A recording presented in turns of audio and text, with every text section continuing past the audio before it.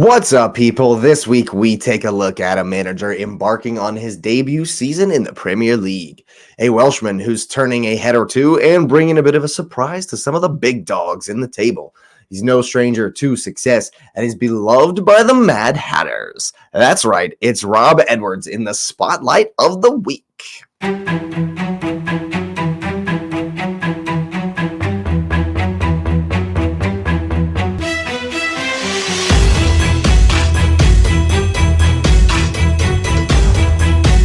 Edwards would begin his playing career in the youth ranks of Aston Villa, where he would work his way up to the first team just after Christmas of 2002. After a string of deputizing at right back, he would earn a new contract, but would only make 9 appearances for the Villains before going on loan to Crystal Palace, who were then in the First Division. Next up was a loan to Derby County in 2004, where he would make 11 appearances before moving on to Wolverhampton at the end of the 2004 season. He started the first 5 games of the next campaign before an injury that saw him out until February. He would make it back into the squad for some minutes here and there before the end of the season with some impressive performances.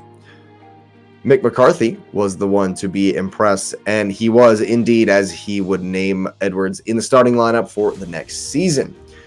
It was a good campaign up until April of 2007, where another injury would see him miss out on Wolverhampton's attempt at promotion, as they had made the playoffs that season.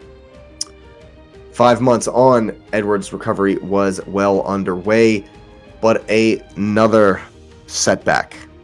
Ligament damage in his knee during a reserve match. And this kept him out once again until the following year. That summer, the summer of 2008, would see him listed as a transfer for Wolverhampton and headed out of the door. His stint in a Wolves shirt had come to an end. Blackpool would be the next place that Edwards would call home, and on August 16th of 2008, the captain would face a 2-match ban, and Edwards would be named interim captain. Just 2 weeks on from this, he would take over the captaincy for the remainder of the season. And his first goal for the club, coincidentally, was against his former employer, Wolves. Because why wouldn't it be? Blackpool would be promoted to the Premier League that season, and Edwards went on record saying he had to sign the new deal, a 1-year contract, so that he could play for Blackpool in the Premier League in 2010-2011. Of course, he would find the field once again against a former club in Aston Villa, and it's a familiar tale despite the loss. Before the season's end, he would actually be loaned to Norwich City, and he would play a major role in the Canaries gaining promotion that season. An injury-ridden career was winding down for Edwards when he went to Barnsley on a free in the summer of 2011. Sporadic appearances led to another loan spell at Fleetwood Town, followed by yet another loan spell at Shrewsbury Town. And then, of course, a training injury would rule him out of the beginning of the 2013 season. And it would be in October of that year, Edwards decided to hang up the boots. Actually, early on in his career, he would make 15 appearances for the Welsh national team, but as cited before, the injuries marred what could have been on the international stage. Edwards' first coaching gig was for the U18s back at Wolverhampton for the 2014-2015 season, in which he was actually considered to be quite the success. A job well done earned him a spot as an assistant with the first team. The first team coach would actually be his title, and it would become permanent at the end of the season. October of 2016 saw Wolves fire their manager and appoint Rob Edwards for the 2 games in the interim. One was a draw to Blackburn, the other a loss to Derby County, but Paul Lambert would keep him on as first team coach when he came in as the manager. However, at the end of that campaign, both Lambert and Rob Edwards would leave the club.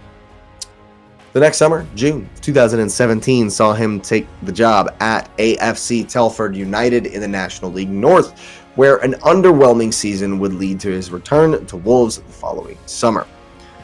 The U23s would be graced by his presence and he would lead them to promotion to the highest level of youth football in England for the first time in their history. This success would warrant the attention of the FA and the England national setup. He would join the U20 side as an assistant in October of 2019 and would be appointed as manager of the U16s the following fall. By June of 2021, more and more attention was coming his way, and Edwards would be named manager of League Two side Forest Green Rovers. The 21-22 run would prove to be the best season in the club's history. Edwards himself would earn the EFL Manager of the Month 3 different times, going on to eventually win the Manager of the Season award as well. Forest Green Rovers would win the title and their first ever promotion to League One. Continuing to climb the ladder, Rob Edwards would agree to the deal with Watford in the Championship. Despite a promising win in his debut over Sheffield, only 2 more wins in the next 9 games would see him sacked by September of 2022. Although this seems really harsh, when I looked into it, it was just the way of things at Watford. Theirs was a revolving door of managers, and the owner came with some waffle about 11 games was enough to see Edwards' philosophy, and the results were disappointing? Really? 11 games? Wow. Just 2 months on, rivals Luton Town would swoop in and scoop Edwards up to massive effect. They would implement his high-press, counter-attacking style to finish 3rd in the table and earn a playoff semi-final date with Sunderland, a 2-legged affair that would eventually see them face Coventry in the final at Wembley.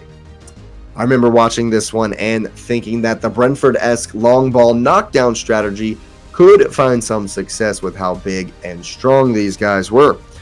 They did play well, executing their tactics, but it was a battle all the way to penalties, where they won promotion 6-5 on a historic day.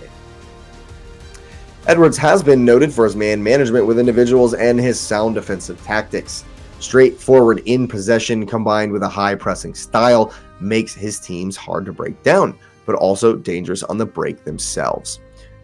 His teams are most successful on free kicks and set pieces this season, and also when causing turnovers. But they are most successful, as we've seen recently, when they win the second balls in the midfield area.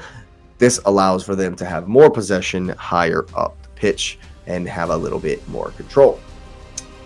It has been a rough start to life in the Premier League for Rob Edwards, as is to be expected, but they have put in some good performances and even nicked a result here and there. They definitely should have beaten Spurs, got a great draw with Liverpool, and lost it at the death in soul-crushing fashion to the Gunners. I certainly believe that they played well in all of those games and perhaps deserved a bit more. But if they continue to bring that energy and intensity, they just might stay up.